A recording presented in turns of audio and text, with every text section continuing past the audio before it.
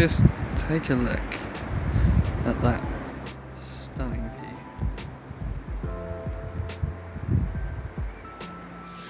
Good evening, everyone.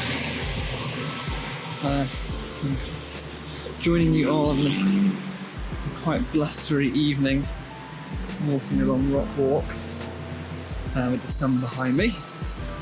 Making it quite a difficult video. And the day after, we've had the announcement that lockdown measures may or may not be reducing.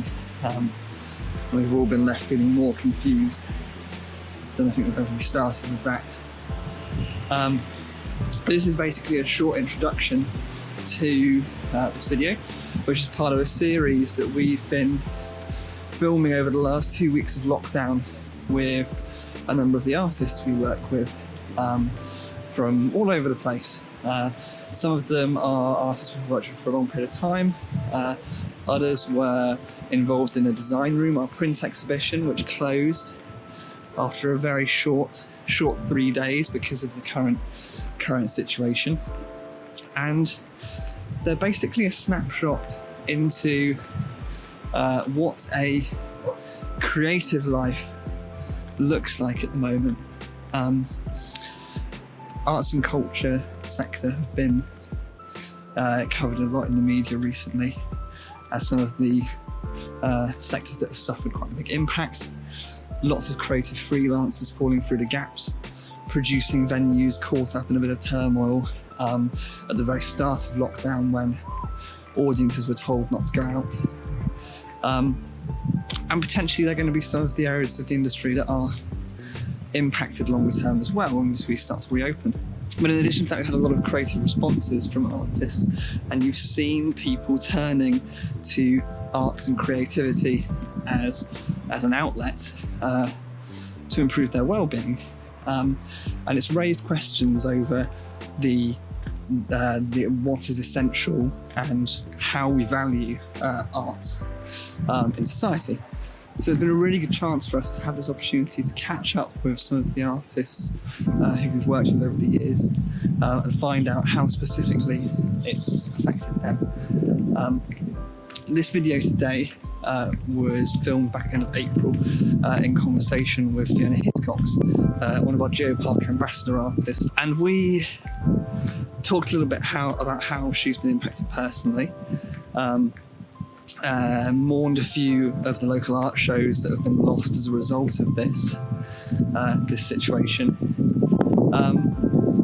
and discussed the resources that are becoming, at that time were sort of newly available and now have become very popular through the arts and culture sector that everyone is enjoying during lockdown.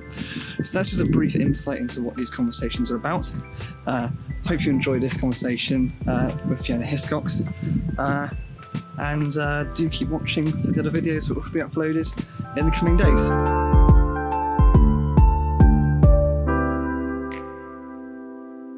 Morning, Fiona. How are you? Yeah, I'm fine, thank you, at the moment. I mean, I think this is fundamentally because I'm a bit of an outdoor person, and the sunshine in recent weeks we've had have been very positive for me, and I have space to move, in outdoors. So I am fine, thank you.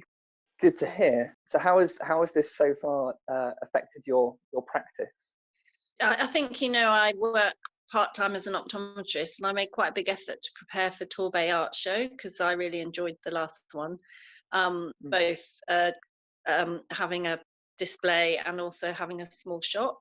And once that was cancelled, I was lucky enough to have some pre-sales, which was good, and I managed to deliver those before lockdown. But I've kind of lost my mojo rather for creating new pieces so far, because I kind of need an make. I'm not so keen on making the small little things, jewellery and stuff. There's massive competition out there. I'm more interested in sort of bigger pieces and trying to be a bit innovative as well. And so I won't say I make to order, but that's kind of like, if you give me a commission, I'll really enjoy doing it. It'll involve a little bit of research, even if it feels like it's a simple commission. The commission I've got was a lady who missed buying a piece from Torbay Art Show, and it had some fish in it, and she asked if I could make another one. And I can't get a porthole at the moment, so we've managed a way around that with the piece that's in it existing. Yeah. You know, she mentioned it was for her 50th birthday, and she's Pisces, and that's why the fish sort of thing came into it. So I'll adapt what I make to include 5 fish, and I'm going to look at the star constellation for well, I've looked at it already for Pisces. I'll incorporate that into it very secretly. You know, I'll have to give her a plan to show her that I've done that, because I'm not going to draw the lines that you see on a star map. I'm just going to put, I'm going to use dichroic white glass for that, silver white glass, to create the constellation of Pisces. And so I kind of like that, putting secret messages into things. That's quite an interesting insight into the way you work, I think. There's a real mix of responses from creatives about how it's impacting them, and finding the right frame of mind is really tricky. The Torbay Art Show, of course, is the show at the Torquay Boys Grammar School, which had to be, I think it was, as school was closed, it became quite apparent that was going to be a tricky one for them to go ahead with, unfortunately. But it sounds like they did really well with the pre-sales for artists. Yeah, and I was very pleased that I sold 3 pieces before the show was even announced as cancelled. It's good to hear that event's getting a really strong footing. So perhaps not practicing as much at the moment, but so what does your free time look like in lockdown? Well, because of this great weather and the number of overdue outdoor jobs in my home, I have been rather outside, tidying sheds, garages, gardens, etc. I've been keeping in touch with different friends, but on a daily basis, and in particular, those people I know live alone. I think it's harder for them in lockdown if they haven't got someone to share the home with. It's interesting how I think everyone's sort of realised that actually we've remembered that technology exists, and that everyone is actually much more reachable than we've previously remembered, I think. Definitely. Yeah, I mean, I think I've always been a bit of a phone junkie, but it's taken a bit more nerve to be on a video recording. I'm not such a big fan of those type of things, but you know, they've made a difference, haven't they, this time? Yeah, I think so.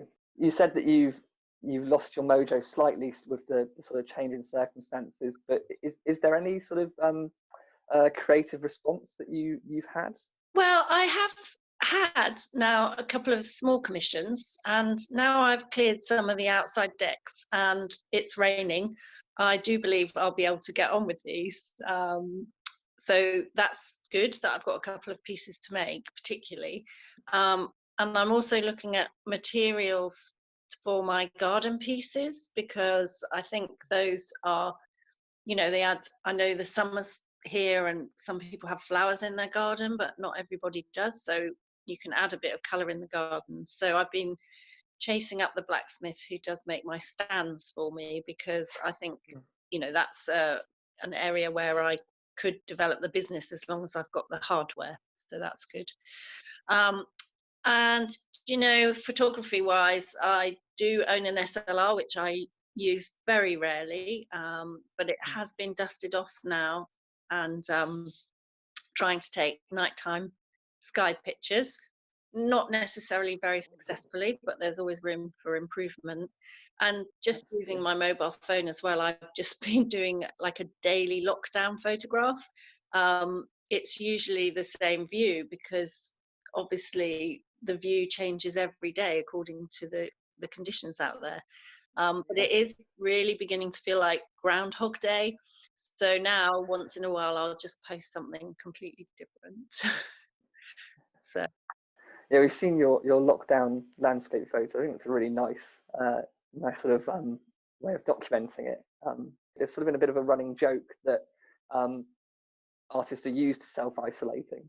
I do like the company and the freedom of seeing friends and meeting people face to face. However, I also don't mind my own company, but that's usually when there's an end in sight. So so that's the difference, I suppose, that the sort of loss of freedom.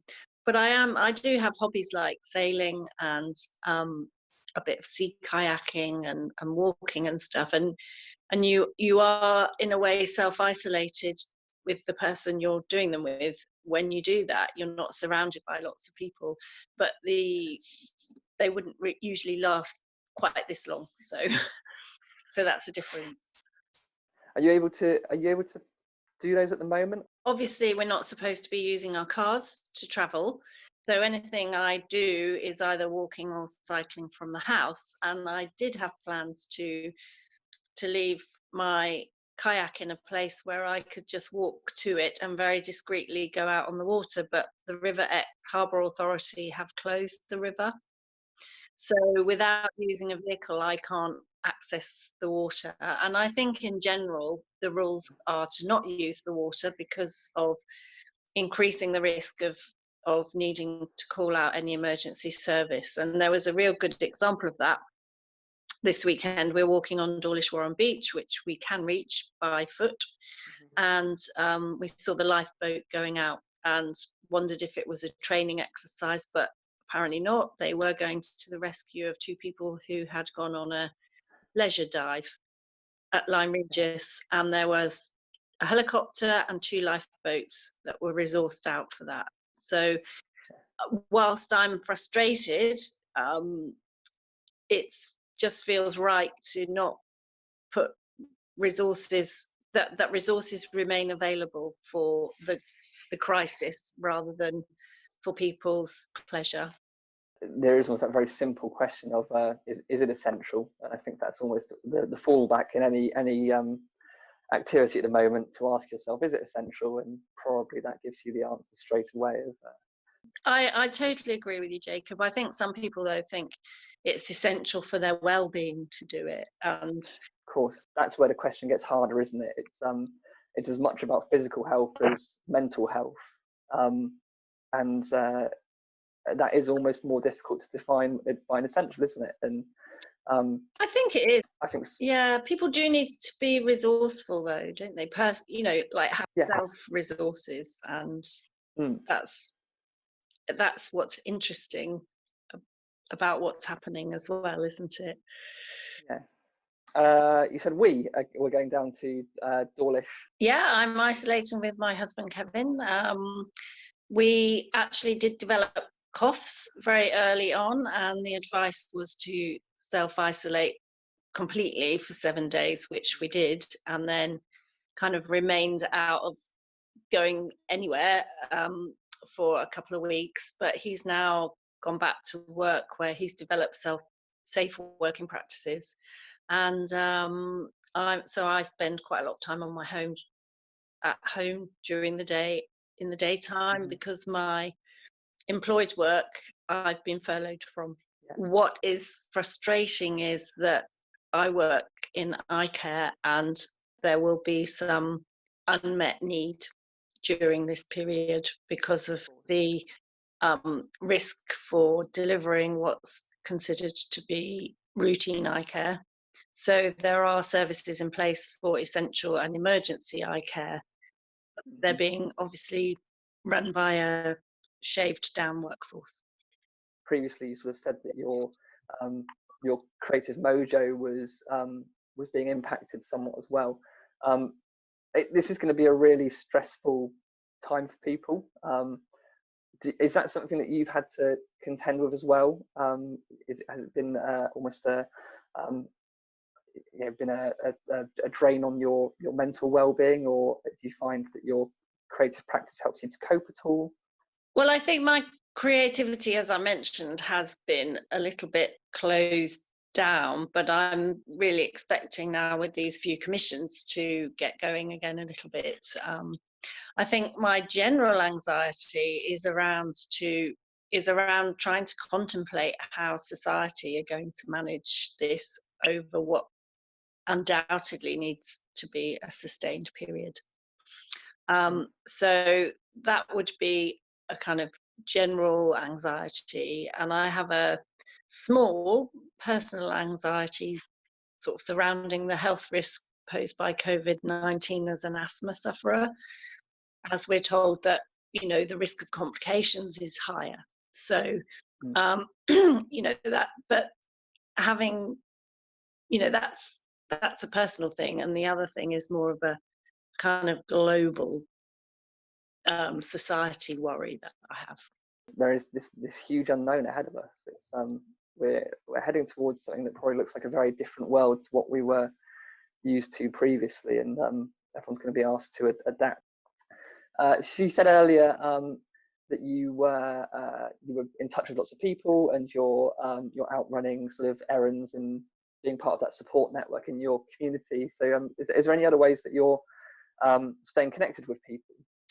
Well, I think I mentioned the telephone and WhatsApp and now Zoom, which I've managed to get working for meetings and webinars and things.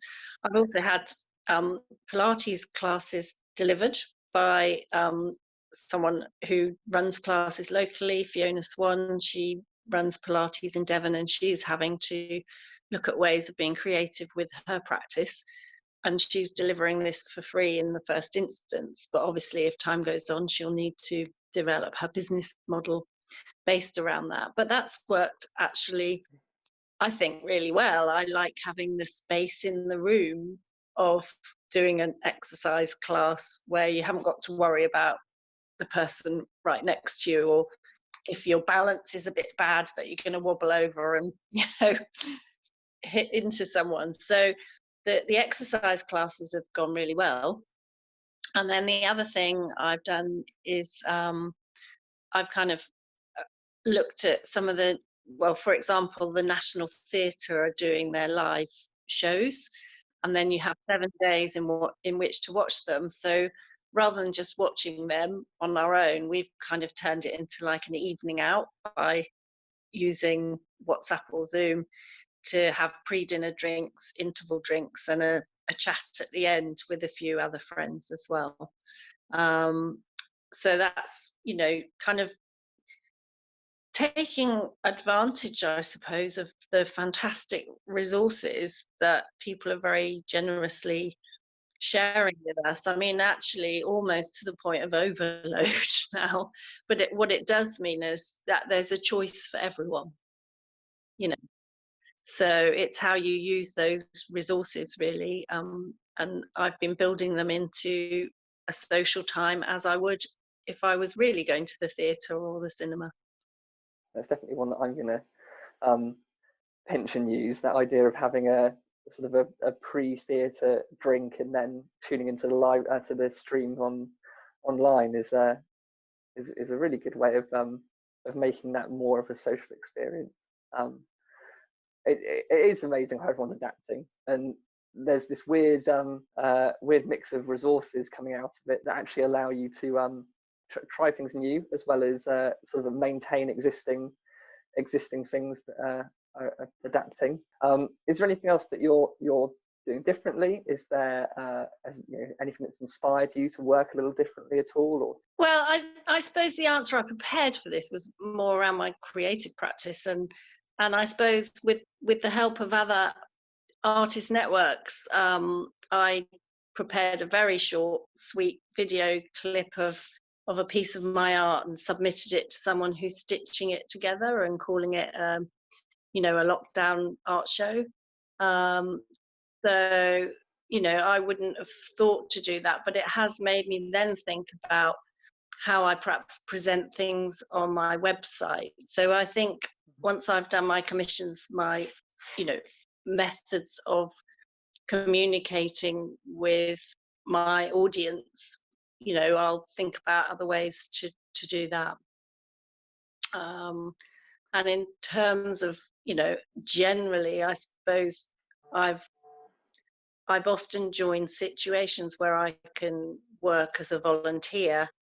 So, but I haven't done that in my local community particularly. So, you know, that's been quite nice to just touch base a little bit closer to home. I've mainly done it in my professional working life.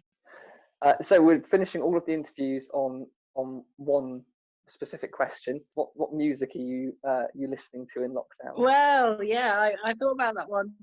I really often listen to the radio, so I rely on the broadcasters' playlists, and I particularly like listening to Chris Evans on Virgin Radio in the morning, because he has such a positive outlook on life. He plays great music, he interviews really interesting people, and so I find that a really positive way to start the day.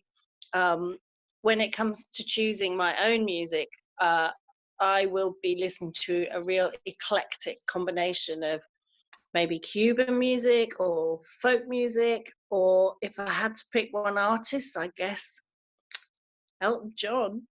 Somehow his music's got into my soul, so there you go. Wonderful. Oh, I'm glad. I think that's the point you make about radio, but I think there is something quite core in that, and quite personal in how we experience radio broadcasts, that means it's endured for such a long time. And during something like this, I think that can be a really powerful medium to sort of take in that experience with a broadcaster, and how their attitude can affect you as a listener. Yeah, and it's in the morning as well, so it's really easy to wake up and be grumpy in the morning, but it's really hard to when you're just, well, for me, when I'm just listening in the background, because yeah, he's a very good broadcaster. Of course, no, absolutely. I think there's definitely a lot to be said for all of the all the TV and radio broadcasters who are able to still have that degree of positivity and be informative about the situation we're in, but in a way that isn't all doom and gloom. And it would be, for anyone, it would be so easy for I imagine even for Chris Evans, it would be so easy for him to just turn around and go, oh, you know what, I've not got any positivity in me today. But it's something that I doubt you'll ever see from him, in terms of how he's there for his audience, his listeners, which is great. Yeah, and his team as well. Absolutely. Yeah, so the guy Vassos, the sports guy, he talked about this thing they're doing in his local community, and it's called Book at Bedtime. And in the local community, every day a different family read their bedtime story to everybody with their child as well. And that's amazing. All these great innovative ideas that are coming out that are being relayed as well. I think hearing positive stories like that. I really do think you. I had someone say the other day that when they find a moment at the moment where they are happy or positive, it's almost tinged with a sense of guilt, of looking at it and going, well, I shouldn't be happy in this time because we're going through such a period of suffering. But I think it's so important, and there are so many stories that actually show that there's a lot of good coming out of this situation. And I think this reminds everyone that we are all quite resilient, and we find ways of supporting each other and being communities even at these worst of times. So stories like that are so important, I think, seeing how communities are adapting and coming together. Definitely, yeah.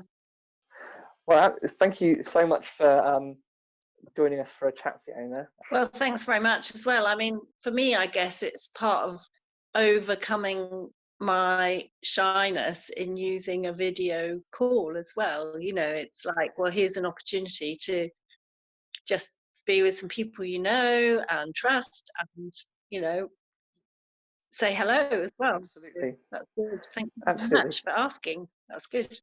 No, it's been wonderful to have you. Another opportunity to try something new, isn't it? That's the Definitely.